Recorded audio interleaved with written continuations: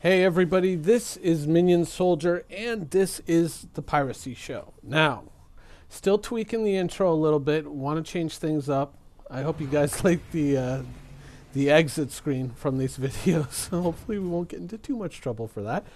But what I wanted to talk about here was Salvage. Of course, Reclaimer 3.1. Holy shit! So this is going to be like a big Reclaimer slash Salvage talk video, so sorry to anyone who's not interested in that. But I think it's going to be interesting. Now, one of the things that I've been doing, one of my side hobbies, now that, I have all this kind of money floating around in the PU and I don't have to really worry about anything, one of my hobbies has been mapping shipwrecks, specifically shipwrecks on planets.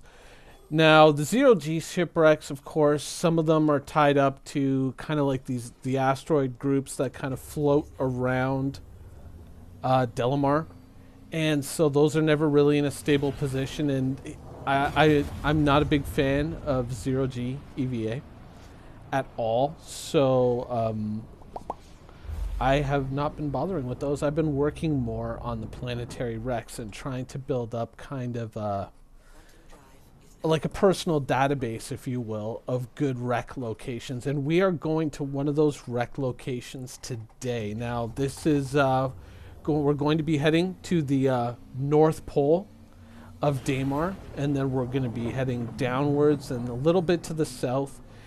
Specifically, the exact location of this wreck that we're going to be going to is going to be 228.5 kilometers from Eager Flats, 256 kilometers from Shubin, 304.6 from Wolf, and 517.7 from Kudry.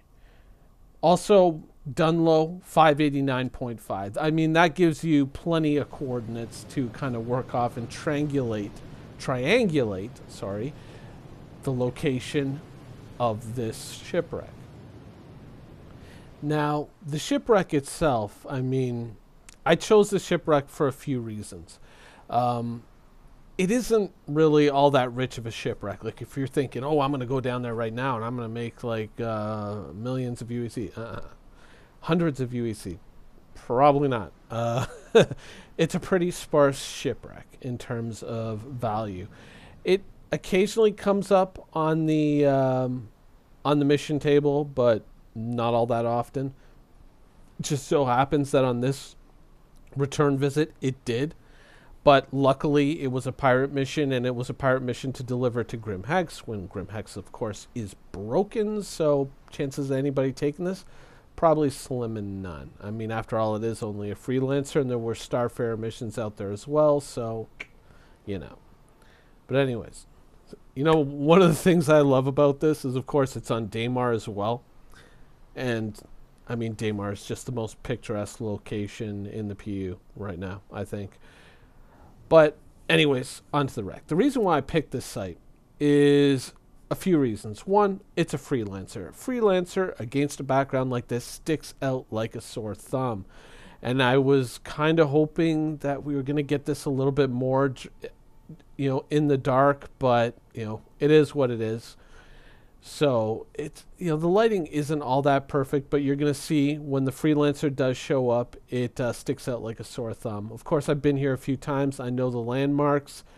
So once I get to a certain position, you're going to see me kind of change locations because I spot it pretty quickly. But for those of you who haven't been here before, it might take you a couple of tries, but these kind of funny double lines in the terrain coming up, when you see those double lines there, you're close. You're real close. There'll be another set of them just a little bit further forward.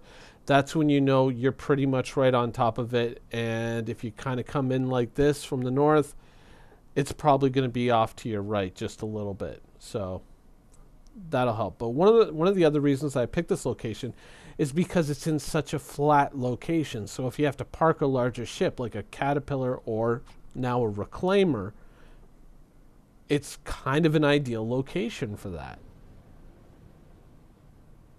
So hopefully any second soon I spot it. It should be right beyond this mound.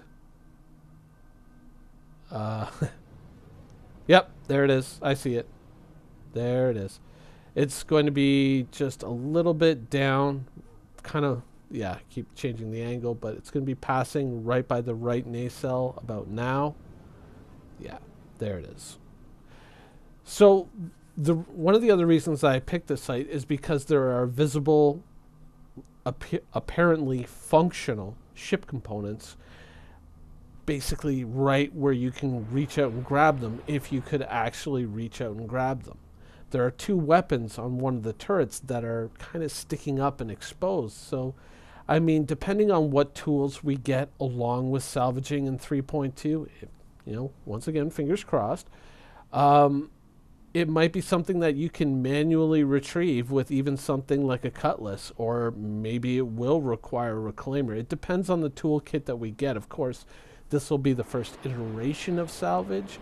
And from the little picture that we saw, it kind of looks like there's little drones flying out. So maybe that's how it's going to work. It's going to be kind of like an automated thing in the beginning. It doesn't seem like the claw is going to be part of that, but once again, we'll have to wait and see.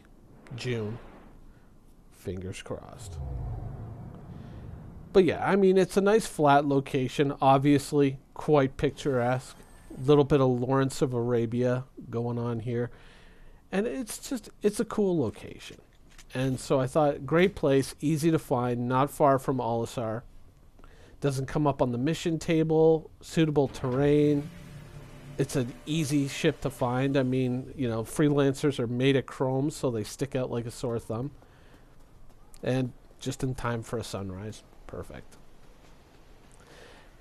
Now, overall, I mean, I guess possibly these engines might also be functional as well.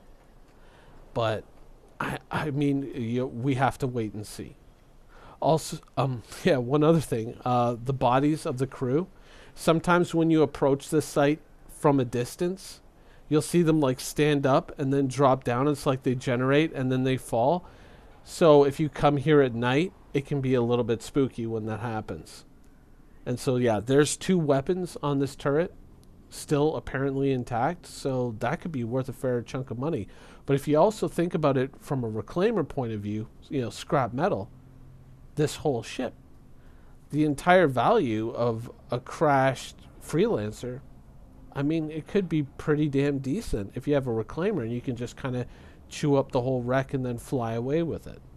So there could be a lot more money in this wreck than is immediately visible given, what we've seen so far. I mean, there's only a couple of crates, and I think I end up figuring out that there's one mission crate here that's actually, once again, functional, but it's a Grim Hex mission, so it's broken, so it doesn't really matter anyway. But yeah, I mean, all this scrap metal's got to be worth something too. So this site could be worth a fair chunk of change in the PU once salvage gets here. Now that we're here, opening up the missions, this opens up another dimension of salvage, something that we talked about months ago, which is pirate organizations need not entirely be pirates. Now, if you think about it, the Nine Tails or whoever are asking me to go to this wreck that they somehow know is here and retrieve some of the goods from this wreck for them. Now, if you're in a pirate org, it's entirely possible that you guys could go out with, certain characters who are, unsavory individuals, just blow up a ship someplace, save those coordinates, send them off to a legitimate arm who comes in and goes, ooh, salvage, look at all this nice salvage. Well, I'm going to go around and scoop all this stuff up, and I'm going to, salvage this wreck and deal with all this stuff. That's one of the ways that a pirate organization can work. We talked about this, months ago, and here it is, kind of manifest in the game already, but it's where the NPCs have kind of done this, apparently, and we're now coming into haul away the loot, so to speak. A pirate organization can realistically have, two sides to it. There could be these rapscallions who cause ships to crash here, there, everywhere. And then there's this other group of people that goes, oh, hey, look, a shipwreck. Let's salvage it. And this is something that really is manifest in the game right now with these missions, is that, the Nova Riders are saying, oh, by the way, a ship crashed. Go see if you can find this thing, this package of medical supplies for me. That is something that exists in the game right now. Now, in the end, of course, we've speculated about a lot of things, but what form will Salvage take when it's delivered, when it's scheduled, hopefully June-ish? Will it simply be, will the first iteration simply be like a magical beam that you just kind of fire out of your ship and it just slowly, scrap metal appears in the scrap metal storage area and ship components appear in the cargo area? Will it be with the little drones flying out of the ship and just kind of extracting pieces while you watch? Or, could we end up with a partially functional claw? We don't know. It'll depend on the design work that's done over the next 2 quarters leading into the June release, and what makes it and what doesn't. Because remember, even though these dates are firm, the features are not. That was one thing that Aaron Roberts said during his Reverse the Verse appearance was, we're holding to these dates, but the features, if it's not ready, it goes in the next one, right? So Salvage could easily slide. I mean, the Reclaimer itself could meet up with difficulties and slide. I hope, fingers crossed, that the Reclaimer doesn't, but Salvage could very well. I mean, they could get part of the way with a first iteration of the Salvage system and then simply say, hey, we're so close to being able to deliver this and that. Why don't we go for broke and try and get a fully functional claw system into the game? Who knows? I mean, it's all up in the air. So we'll have to wait and see where this all ends up. But, since I'm such a huge Reclaimer fan, and there are a few topics to talk about around the Reclaimer now that we know. CIG, it's official, you promised. 3.1, Reclaimer. I think we should have a few videos talking about the Reclaimer and different aspects of it. I mean, we're not going to go full Shark Week on the Reclaimer, but I think we're going to have a few episodes around this ship. So I think tomorrow we're going to deal with the Reclaimer. Can it fight? And will it be a pretty decent combat ship before we get Salvage? Anyways, that's for tomorrow. I hope you guys enjoyed the show, and thanks for watching.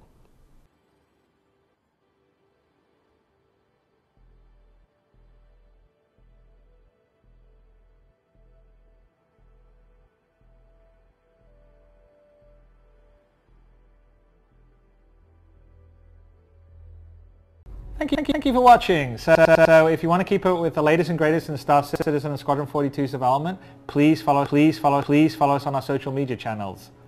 See you soon.